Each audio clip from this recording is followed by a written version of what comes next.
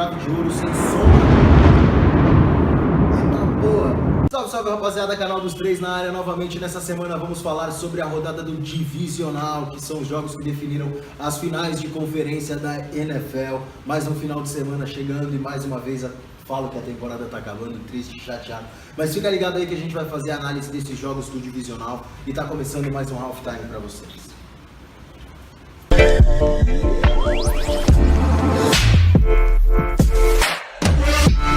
Bom, então vamos começar com um jogo que abriu o Divisional com a vitória do Philadelphia Eagles. O Igão venceu, graças a Deus. Tenho mais uma semana para acompanhar de NFL com o meu time lá. 15-10 jogando dentro de casa contra o Atlanta Falcons. Um jogo onde a defesa do Eagles foi simplesmente primorosa e a responsável pela vitória. Realmente, eles conseguiram fazer o que eles vinham fazendo nas últimas semanas, que é parar o jogo corrido, que isso foi importantíssimo para parar o Atlanta. Conseguiram não vacilar na secundária. Que era essencial, porque estava acontecendo muito. Que era um problema, e você jogar contra Julio Jones e Mohamed Sanu, que são ótimos recebedores aí. Então foi um ótimo jogo da defesa que carregou o time aí para essa final de conferência aí. E meus parabéns pro Eagles aí, a torcida abraçou realmente o time. O ataque continuou produzindo o que vinha produzindo com o Nick Foles. A média de 15 pontos, manteve a médiazinha de 15 pontos nessa rodada também de divisional. Porém, a defesa segurou o ímpeto do Atlanta Falcons e permitiu menos de 15 pontos. Né? Jay teve mais de 98 jardas de scrimmage. Matt Ryan também teve um jogo ok, ele teve 22 de 36, 210 jardas, não pode se falar que a culpa foi dele. E o Nick Foles, pro lado de Filadélfia, teve uma partida protocolar, 23 de 30, 246 jardas, sem passes para touchdown, mas sem interceptação, o que já é um alento. O Eagles tem que tomar cuidado, sofreu com turnovers. O time de especiais vacilou logo depois que fez o touchdown na jogada, logo depois que sofreu pontos. Na jogada seguinte teve um punch lá bizarro, pegou no calcanhar de um e bateu na bunda do outro, e a bola caiu no colo do Atlanta na linha de 30 jardas, que esse turnover gerou um touchdown para Atlanta, o touchdown do Devonta Freeman, que não teve uma boa partida, ele teve apenas 7 jardas correndo. Quem correu bem mesmo foi o Travin Coleman aí. 79 jardas. Teve 79 jardas, ele recebeu ainda uns passes, mas não conseguiu ser muito efetivo. Eu acho que as chamadas do Atlanta não foram muito boas. A Atlanta tem um problema crônico na temporada, que foi, a Atlanta não consegue fechar os jogos. Sim. A gente fala isso desde a semana nada. Bom, então agora a gente vai falar do último jogo do sábado, que foi a vitória tranquila do New England Patriots, 35-14 contra o Tennessee Titans. O jogo foi em New England, em Foxborough. O Tennessee até ameaçou uma leve pressão ali, abriu 7-0, mas depois... Teve um primeiro quarto primoroso, fez tudo o que deveria ter feito na partida inteira, né? Só que é difícil, num quarto só, gastou a gasolina inteira no primeiro quarto, né? A gente sabe que é difícil segurar esse ataque de New England, então com certeza eles iam marcar pontos, e no primeiro quarto eles conseguiram manter uma pressão no Brady ali, o Brady estava dando uns passes, o jogo terrestre também não estava encaixando, então o Brady estava lançando muito. E aí o Brady achou no Dion Lewis uma válvula de escape no James White também. O James White também teve uma partida muito boa, recebendo, teve touchdown dele recebendo passe. A Amendola também ele teve alguns drops, mas ele teve um overall assim na partida inteira, ele foi muito bem. Né? O Amendola também foi muito importante. O Mr. Playoffs, né? O Gronk até na entrevista pós-jogo disse que é incrível mesmo a produção do Amendola, como ele é decisivo para o time dos Patriots, principalmente em playoffs. O Gronk foi excelente também, o cara é um monstro. O Bolden marcou um touchdown depois de 2 anos, né? Ele não marcava desde 2015. Então, para os Patriots é incrível como esse time consegue utilizar de todas as armas. Parece que playoffs é outro tipo de jogo que o New England tem também. Foi dominante o que o Tennessee devia fazer, o New England conseguiu fazer, que é manter o tempo de posse de bola no campo de ataque a maior parte possível. E as faltas, né, Ale, que vocês vinham comentando, que matou também o jogo do Tennessee. O jogo do Tennessee. São 10 faltas para Tennessee. O Tennessee perdeu muitas jardas por causa disso, perdeu descida, perdeu de receber a posse de bola, entregou uma posse de bola para New England de graça. e New England fez TD, então isso aí matou o jogo de Alguns Tennessee. drops malditos também. A diferença de jogo foi tão grande que New England teve o dobro de first downs do que Tennessee teve no jogo. Foi um jogo onde só não foi dominado no primeiro quarto, como o Carioca falou, porque os Titans tiveram uma atuação ok. Mas de resto, o New England nem suou, e o que a gente falou é verdade, New England teve mais uma semana de bye. Uma vez.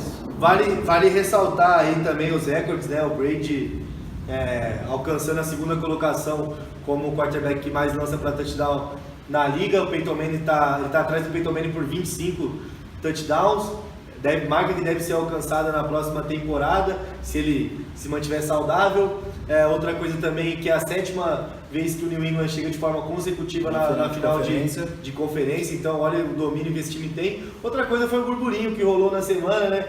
Que o Bill Belichick estava brigado com o Robert Kraft, que estava bajulando muito Tom Brady, e aí por isso que tiraram uma peça importante do Brady de dentro do vestiário, que ele estava se achando muito, que o Bill queria ficar com o Garoppolo, e todo mundo viu que isso não passava de mais uma especulação muito Ou se grande. não era especulação, eles usaram isso como força para mostrar que mesmo a gente tretado aqui, a gente é melhor que todo mundo e vai ganhar os jogos. E o Brady até postou uma foto dizendo que do guerreiro que sussurra para a tempestade fala que ele não tem chance, e o guerreiro chega para a tempestade e fala: amigão, eu sou a tempestade. O jogo corrido foi uma arma poderosa porque teve mais do que só pegar a bola do Tom Brady e sair correndo que nem doido. O Josh McDaniels é muito bom coordenador ofensivo, e ele deve ter lido lá nas estatísticas que o time do Tennessee é a 4ª melhor defesa contra o jogo terrestre, mas que o screen pass é uma arma que prejudicou demais o time deles durante a temporada, por ter essa defesa de zone blitz muito aglomerada no centro do campo.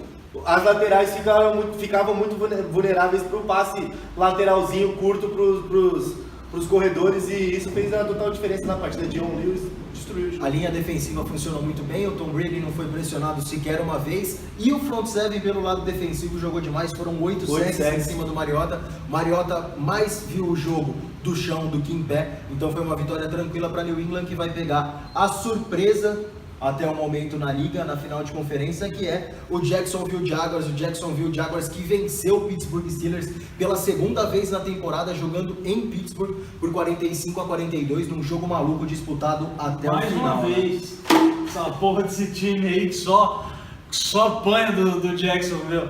Cara, mais uma vez a gente viu aí que Pittsburgh realmente não merecia estar na final. Jacksonville fez um partidaço.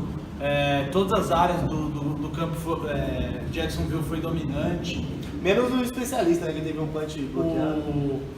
O time do Jaguars, cara, a defesa engoliu de novo. Tomou 42 pontos, mas foi muito bem no jogo inteiro. Conseguiu forçar turnover, conseguiu parar realmente Pittsburgh no começo. E conseguiu deixar o ataque com 14-0 logo no primeiro quarto, que isso foi determinante para o resultado. Que os Jaguars começaram com 14-0, a bola voltou para Pittsburgh, e Pittsburgh não conseguiu fazer 21-0, e aí do 21-0 para frente o Pittsburgh só correu atrás, e isso não foi bom para o time. A defesa não conseguiu parar nada. O Fournette passou o carro, foram 109 jardas para ele, 3 touchdowns correndo. O Fournette tem mais touchdown no Heinz Field do que o Le'Veon Bell essa temporada. Sim, então, dado bem curioso. Cara, eu acho que... Mas o Le'Veon Bell também teve uma boa partida. Venhamos e convenhamos. Esse time dos Steelers aí realmente achou a kriptonita aí, que, nossa, passou o carro novamente. Foi triste ver o Big Ben jogar tão bem. Só que 5 passes para TDs, né? Só que o time não jogou lá essas coisas. Tiveram 2 chamadas questionáveis que eu falei durante o jogo.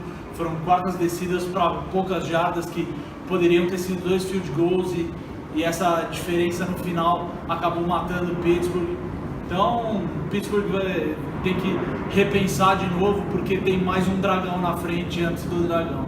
Não, mas vale lembrar que essas chamadas só foram questionadas também, porque o Jacksonville já tinha aberto o placar de forma... Ele precisava pontuar e pontuar ele bastante. Ele precisava pontuar bastante. Se fosse no começo de partida, e aí você tá mantendo o jogo, ele ia confiar no seu kicker, que é muito bom. Porém, o Jaguars impôs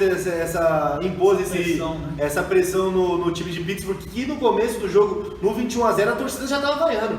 O clima já não estava legal lá com os torcedores também. Então foi muito ruim a partida, principalmente no primeiro tempo do ataque. O strip sack lá foi retornado, a interceptação também já gerou pontos No primeiro tempo não, no primeiro período, porque no segundo período até conseguiu fazer seus 2 touchdowns ali, mas a distância já estava muito grande para você correr atrás e você passar um jogo inteiro correndo atrás. Foi exatamente o que aconteceu com o Pittsburgh. Jacksonville não distanciou no terceiro quarto, no quarto período. Foi desde o começo do jogo, ele já tomou 21-0. Agora um questionamento legal aqui, essa defesa com o James Harrison não seria um pouquinho melhor? Tá no peito? Seria. Mas só que o eu acho que ele é um jogador falta. muito explosivo. Sim, com certeza. O Shazier perdeu a temporada por causa daquela lesão gravíssima. Inclusive, saiu a notícia de que ele já tá melhorando, já tá sentindo um pouco mais as pernas. Então, uma notícia boa aí para os torcedores. Tomara que ele melhore. O jogo corrido dos Steelers foi uma caca, ele teve apenas 83 jardas, sendo que dessas 83, 67 foram com o Le'Veon Bell e o resto foi com o Big Ben. E outro ponto interessante também, outra chamada que eu achei ruim também do treinador foi o onside kick. Mas muito também porque não estava acreditando na defesa, né? Como a defesa não estava parando o jogo do Jaguars também, ele falou, vou tentar o onside kick aqui para tentar vencer a partida, mas foram os 3 pontos também cruciais que mataram o time. Bom, e por último, mas não menos importante, ficou o creme de la creme. Sim. O jogo da semana no divisional, pela primeira vez na história dos playoffs, temos um touchdown no estouro do cronômetro, o milagre de Minnesota. O Minnesota Vikings venceu jogando dentro de casa 29-24 o New Orleans Saints. Um jogo onde o Minnesota já abriu 17-0. Logo de cara, o primeiro tempo foi 17-0. E no primeiro tempo parecia que o ataque do Saints não ia conseguir arrumar nada. Drew Brees frio, Camara frio, Ingram frio, ninguém tava funcionando nada. Michael Thomas sumidaço na Duas interceptações do Brees no primeiro tempo. Duas interceptações do Brees. Minnesota tava tranquilaço, tô de boa, vamos passar suave. Já tava pensando no jogo contra o Eagles. Mas, meu amigo, o que foi o quarto período, o que foi o segundo tempo desse jogo, um jogo espetacular. Se você não conhecia futebol americano, assistiu esse jogo e não gostou, pode ter certeza que seu esporte é outro, pode desistir. Valeu aí por ter aparecido, porque você não vai gostar nunca mais. Vocês devem estar se perguntando uma coisa, novamente, por que tem um trouxa de roxo com a camisa do Lakers? Porque ele é trouxa. Além disso, a origem do Lakers era o Minneapolis Lakers.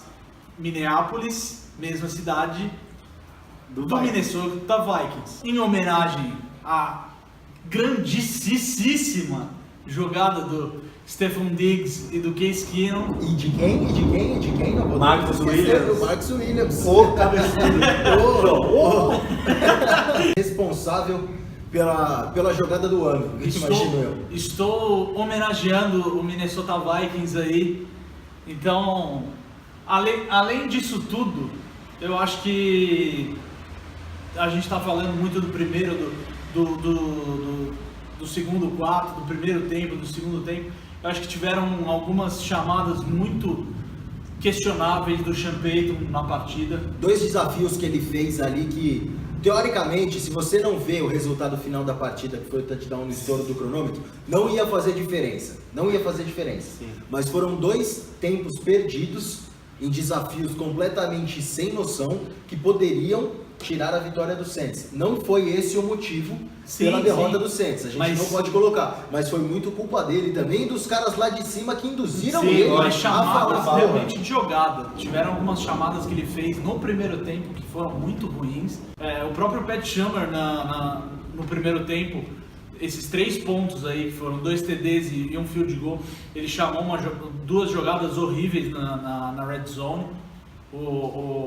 O ataque terrestre estava funcionando muito bem, era correr 3 vezes com a bola que eles iam conseguir o 21-0, e aí sim, eu acho que ficaria muito difícil de New Orleans voltar para o jogo, mas eles chutaram field goal e aí deu tempo de New Orleans voltar. A gente viu que existem buracos nessa defesa de Minnesota, nesse time de Minnesota. Dá pra parar esse time. Esse time não é, nossa, o melhor time do mundo nem nada. E no ataque, prestar atenção quando eles estiverem atacando, pelo que eu reparei, todas as jogadas, eu não sei se eles notaram a falha no Saints, ou se foi exclusivamente escolha de jogo deles, porque é mais tranquilo pro Case Keenum.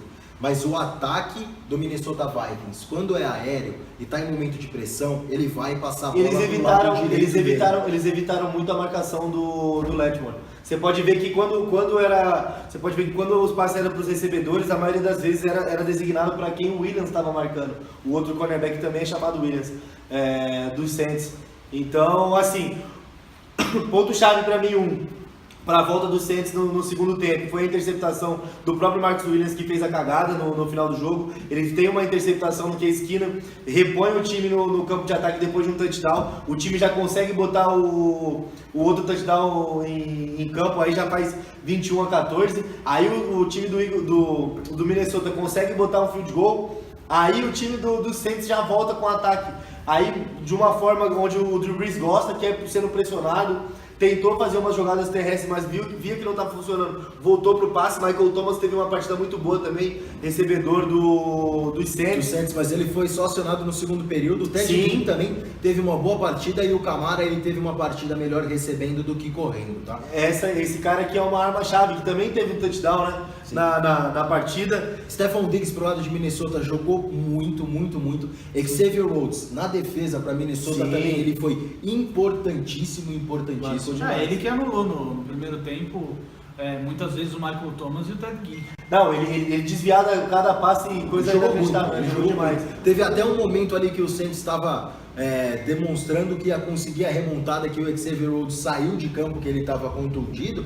E estava claro que se ele não voltasse para a partida, os Saints iam acabar vencendo, porque o momento foi todo do Saints. Mas como no esporte existe um cara chamado Sobrenatural de Almeida, que faz o milagre acontecer, e foi sem dúvida o jogo mais emocionante da temporada, um dos jogos mais emocionantes do E a jogada que nos Estados Unidos eles chamam de walk-off, né? Que é oriunda do beisebol, que é quando o rebatedor consegue a corrida e fechar o jogo. É a primeira vez, como você citou no começo, é a primeira vez que eles têm uma fechada de partida com o touchdown no estouro do cronômetro no quarto período. Então foi uma coisa de louco. Ainda teve a falta em cima do Stephon Diggs, porque pela comemoração dele. Mas o que foi a comemoração do Case Keenum também, quando ele entra pra ajoelhar, chamando a torcida nas palminhas. Eu acho que essa foi uma das primeiras vezes, desde que eu comecei a acompanhar o futebol americano em loco, que eu vi uma torcida se parecer com uma torcida de futebol. Bom, então é isso, passamos a limpo aqui os divisionais e a gente vem com aqueles palpites rapidinho para as finais de conferência. Tá acabando! Tá chegando os palpites para vocês aí.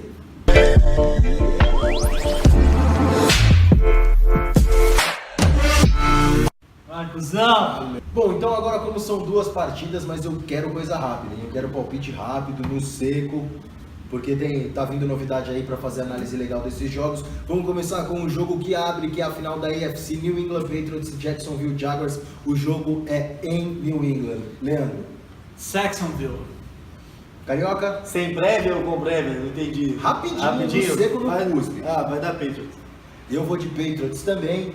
E o último jogo, o jogo do Igão, Philadelphia Eagles e Minnesota Vikings, valendo o título da NFC. O jogo na Filadélfia, Minnesota. Minnesota torcendo para Eagles. Minnesota torcendo para Minnesota. Então é isso, rapaziada. Vamos ver o que vai acontecer. Esses jogos prometem demais. Agradecer também a rapaziada da Rádio Sport. Agradecer também a rapaziada da Rádio Sport Metropolitano, que deu a oportunidade pra gente comentar os jogos NFL no rádio. Esse final de semana também estaremos lá para o jogo entre Minnesota Vikings e Philadelphia Eagles. Então fica ligado, vou deixar o link da rádio aqui embaixo para vocês conferirem. E fica ligado aí que semana que vem a gente volta com mais um Halftime. Hey, listen.